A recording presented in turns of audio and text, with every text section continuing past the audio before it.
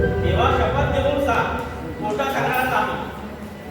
देवा शपथ सांगतो, असं काही खरं सांग, खोटं सांगणार नाही. आपलं नाव असं उत्तर बोलायचं.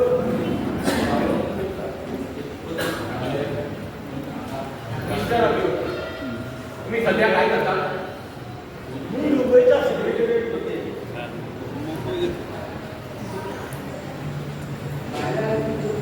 तुमचं शिक्षण किती झालं? 8 वर्षापूर्वी मी MA झालो पुण्याच्या फर्ग्युसन कॉलेजमध्ये. तुम्ही आरोपीला ओळखता का? होय. नाव काय त्यांचे? मधुकर विनायक देशमुख. मधुकर विनायक देशमुख म्हणजे ब्राह्मण. तुमची आणि आरोपीची ओळख कशी झाली? मी दिल्लीच्या केंद्र सरकारच्या 15 खात्यात 2 जागा मिळवायच्या आहेत म्हणून मी विशेष माहिती काढण्यासाठी तिकडे गेली.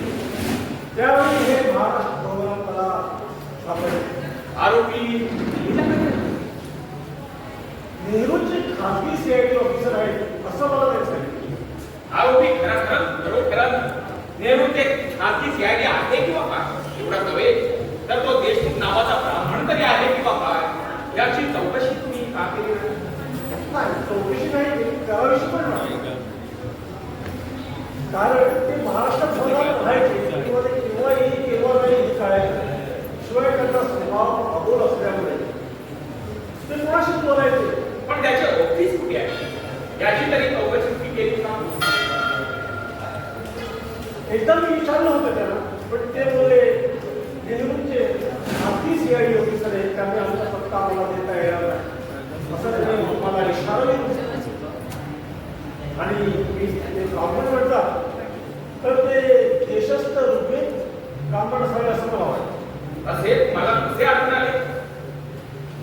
त्यावेळी नारळी पौर्णिमेच्या वेळी दिल्लीच्या महाराष्ट्र भवनात श्रावणी झाली होती. त्यात माझ्याबरोबर येई होते. काय या हैदर अलीने छावणी केली आणि जानवर घातला? तो हैदर अली आहे हे मला माहित नाही, म्हणजे तो मधुकर देशमुख आहे हे आम्हाला त्यावेळी महाराष्ट्र भवनात माहिती. कशाबरोबर? त्यांनी स्वतः सांगितलं. म्हणजे आरोपी हा दिल्लीचा मधुकर देशमुख आहे याबद्दल तुम्हाला खात्री आहे? That's all, Your Honor. No.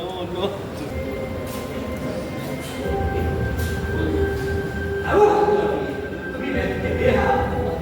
पण एवढी माहिती असते तुम्ही रिलेटिव्ह होता म्हणजे ना नाही म्हणते तुम्ही हे होता मग हे नसतं बोला फटफट होईल तुम्हाला ब्रिटिशच्या परीक्षेत नापास झालो किंवा थोडा वेळ लागला होता. त्यामुळे खरं हो, पण साहेब ही एक कल्पना त्याला तुम्ही सांगितली होती महाराष्ट्र भवनात. कधी त्यांना भेटून आली मग ती खात्री पटत नसली मग तुम्हाला ही माहिती कशी मिळाली? देवाला अक्कल दिली तुमचा सध्या मी भेटायचा जाऊन आलेलो नाही. प्रश्न विचारा बघू हा प्रसाद मी नाशिककडून मुंबईला परत गेला ना आमची त्यांची आणि माझी गाठ पडली होती. मुळीच नाही, मी दिल्लीहून परत येत होता. मुळीच नाही, त्यावेळी मी तुम्हाला माझी ओळख करून दिली. मी निवडणुका तपासतो व्यापारी म्हणून तुम्हाला सांगितलं. मुळीच नाही, त्यावेळी मी तुम्हाला माझ्या स्वतःच्या घराला चहा पाजला, ऑमलेट दिली. मुळीच नाही. मधुकर विनायक आहे. आणि आपल्याला 15,000 रुपयाला कसं शकतं? ही अभिमान फीस तुम्हाला सांगितली. साफ खोटी तेव्हा बाब. मधुकर फीस सुखाली. आपल्या निष्पणीच्या एका कल्पनालाही मधुकर म्हणता कसं फसवलं? ही अभिमान फीस तुम्हाला सांगितली. मुळीच नाही. त्यातलं काही नाही आठवत तरी तुम्हाला. आठवणं कसं? जे काही घडलंच नाही ते आठवणं तरी कसं होईल? मला आठवत आहे ते लक्षात मला नाही. तुमचे वडील सरकारी नोकर होते? हो. सगळ्यात त्यांनी 1000 रुपये खाल्ले आणि एक दिवस आत्महत्या केली होती. खसान खोटं आहे. खोटं खोटं. पैसा खाल्लं हे खोटं की आत्महत्या केली होतं हे खोटं. दोन्ही खोटं. मग तुमचं वडील कसं बरं पाहिलं? ते रेल्वे अपघातात कसं बघून घ्या. पैसे खाल्ल्याचा आरोप डोक्यावर येईल होता आणि तुम्ही वडील म्हणून घ्या. तू देणार आणि त्या पैशाचे 15,000 रुपये नोकरी करण्यासाठी लाच देण्याचा तुम्ही प्रयत्न केला. नाही नाही नाही राघव नका मुख्यमंत्री. राघव मुख्यमंत्री माझ्या प्रेम होता त्याची कोणाची समजून होईल. हा सगळा प्रॉब्लेम आहे. मुद्द्याची काय समजून येईल तुम्हाला? तुमचे प्रश्न असे होतात प्रश्न घेणे हा तसा गुन्हा आहे, तसा लाच देणे हा सुद्धा गुन्हा आहे. तुम्हाला माहित आहे ना? परराष्ट्र खात्यात भाविक नगराची 2 जागा बनवायच्या आहे. कशी काय तुला ती घ्यायला माध्यमावर त्याची माहिती घेण्यासाठी कितीला गेला होता? हो, तुम्ही ती लाच दिली. पहिल्यांदा तुम्ही परत केला किंवा तुम्हाला लाच दिला तर फार पडता येईल. त्याला पुष्कळ वर्ष झाली. बंधन नसतं. हे प्रकरण जर तुझ्या कोर्टात आलं तर लाच देण्याच्या गुन्ह्याबद्दल तुम्हाला शिक्षा होईल की नाही. आणि म्हणून मी आता तुम्हाला सांगतो सरकारने असा तऱ्हेचा गुन्हा बनवू नये म्हणून सरकारच्या वतीनं तुम्ही मोठी साक्षी घ्यायला तयार झालेला आहात. हे निर्माणीचा अनुभव आवडले आहे. बंधूंचा विधायक हे तुम्हाला पूर्ण ठाऊक आहे.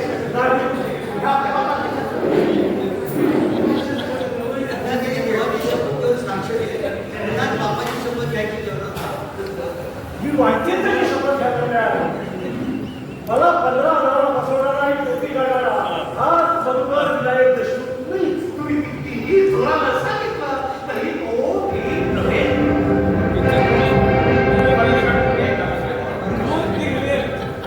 मिस्टर अब्दुल, 15,000 रुपयांच्या नोटा असलेले ते निळेपांगे तुम्ही आरोपी जवळ दिले. या सरकारी अधिकाऱ्याचा होता म्हणजे तुम्ही पैसे सरकारी अधिकाऱ्याला दिलेच नाही. That's all your honour. साहेब, मी एक प्रश्न विचारू शकतो? otherwise ते 3 महिन्यानंतर तुम्ही जेव्हा परत दिल्लीला गेला तेव्हा ते पाकिट तुम्हाला तुम्ही परत दिले. त्या सरकारी अधिकारी बघू तर देशमुखारी नव्हे खरं ना? होय.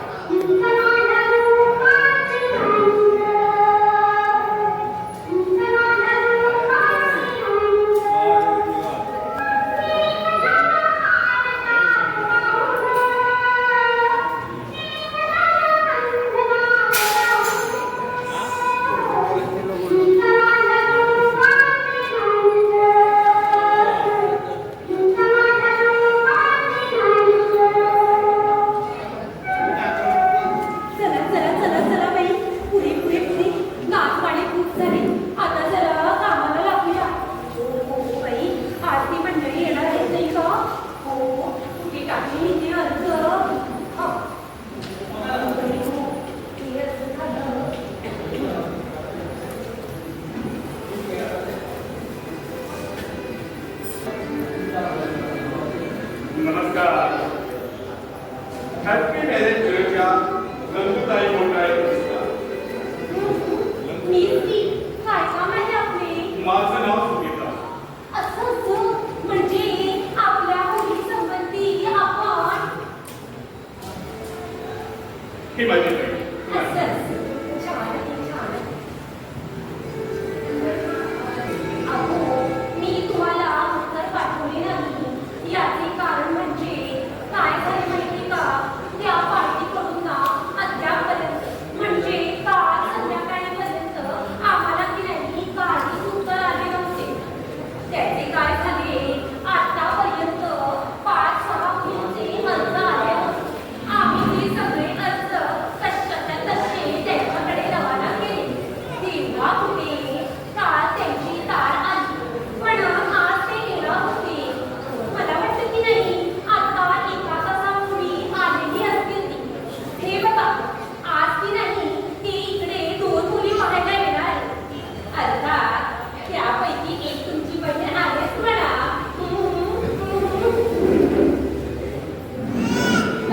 आपण बसा बसा ना. मी बघते हा फोन मध्ये करू. हा, बसून घ्या. आपण इकडे बसा.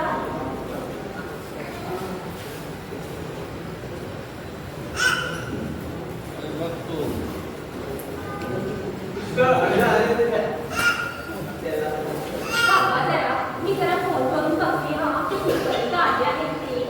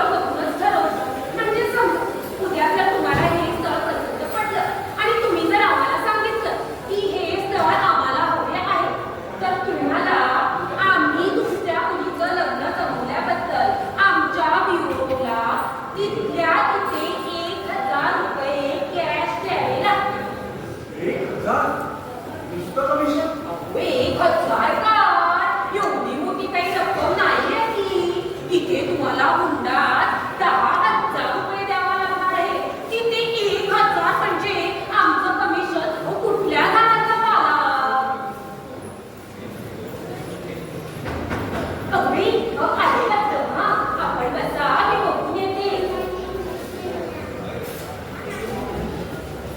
फारच रस्ता दिसत आहे. हे आपल्याला कसं काय परवडणार? या किती वाट बघितली तुझ्या बाहेरही जाऊन आले मी या मी तुला काय काय मला वाटतं तुमची इथे एकट्या बरोबर आली आहे असं तुम्ही हाताशी सांगितलं होतं ना हो आली आहे ना आली आहे आत बसली आहे आपण बसून घ्या मी बोलवते हा त्यांना थोड्या वेळाने तुम्ही तरी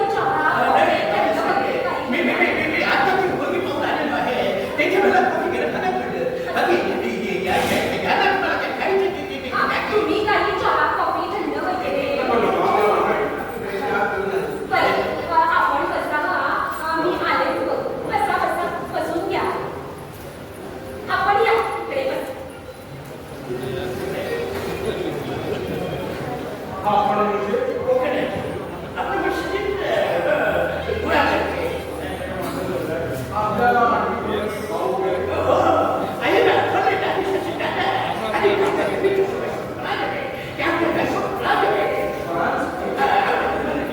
आमच्या छोट्या बंधूच्या आम्ही असे पाठीला आलो असतो तरी मला विलक्षण करणार मला विनंतीचा त्रास त्यासाठी त्या लोकांनी दोन शिल्प लगावी लागली गोळा करते साखरेच्या माझ्या कातऱ्याच्या जोडी करून तरी मी त्याच्या काय करते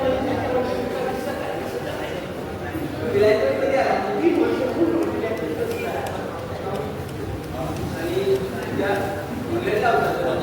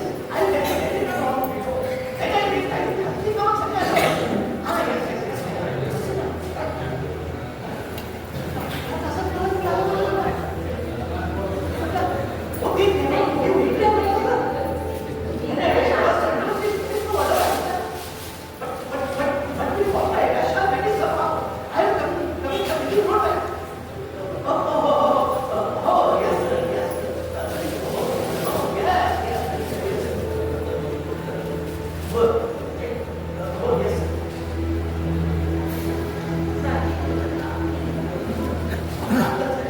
आता केलं पाहिजे. महत्वाचा विषय काय नाही देवा.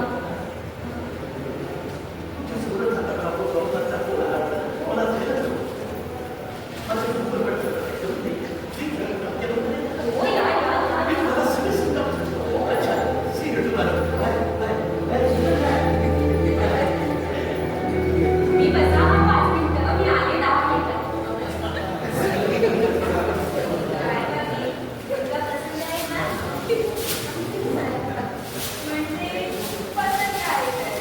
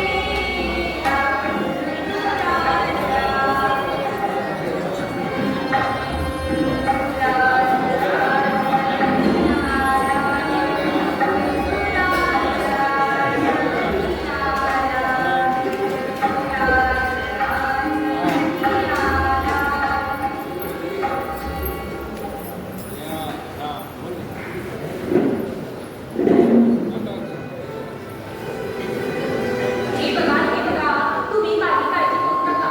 माझं आणि त्याचं अगदी मनमोकळेपणाने पूर्ण झालेलं आहे.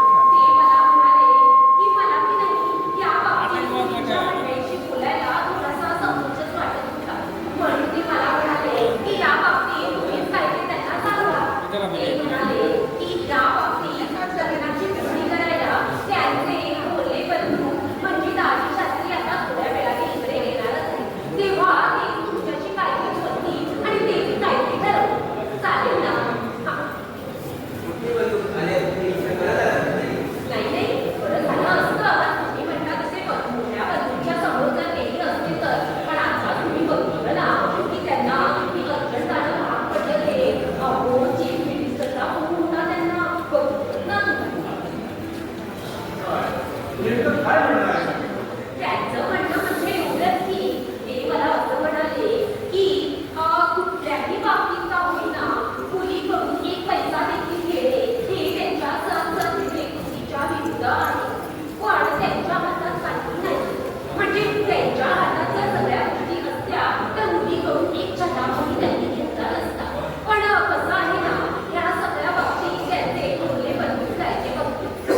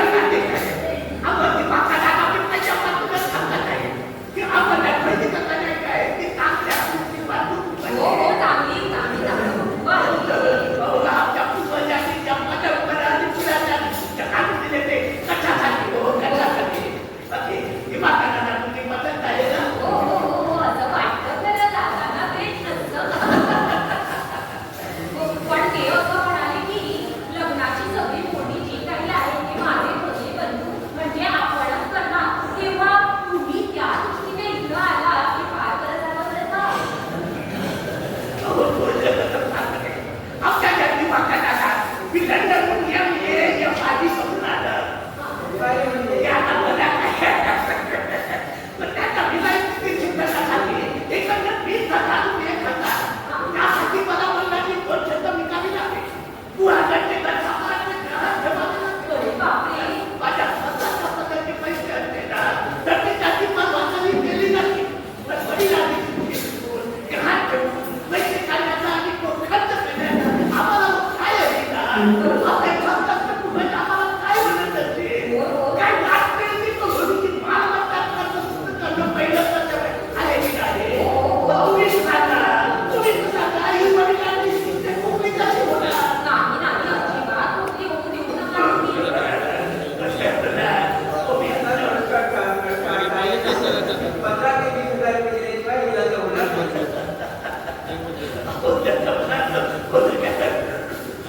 Oh,